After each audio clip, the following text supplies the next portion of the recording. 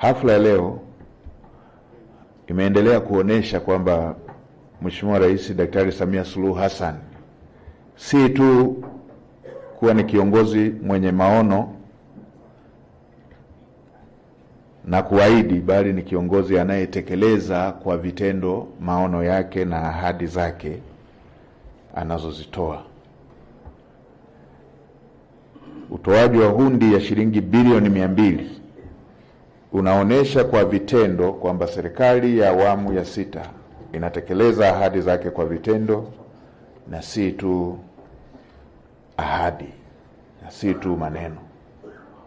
Tukio hili linaweka msingi mpya wa kuimarisha ushiriki wa vijana na wanawake katika uchumi wa taifa na kuharakisha safari ya Tanzania kuelekea kwenye uchumi jumuishi na endelevu.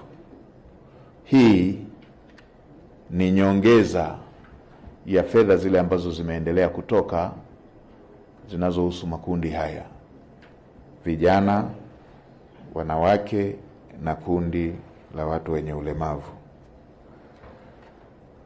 Mheshimiwa Rais pia ameshakwisha kuelekeza kwamba kwenye kundi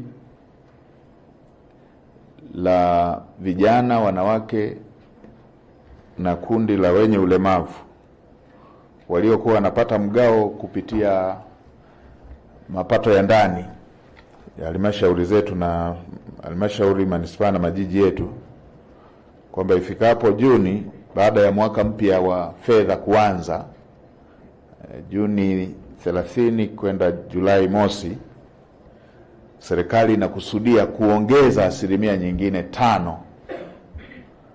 kwa ajili ya makundi haya, ikiwa ni mahususi kwa ajili ya ujenzi wa miundombinu.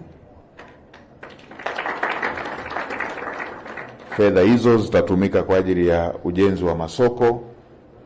Fedha hizo zitatumika kwa ajili ya miundombinu mingine inayohusisha masuala ya maeneo ya kufanyia biashara.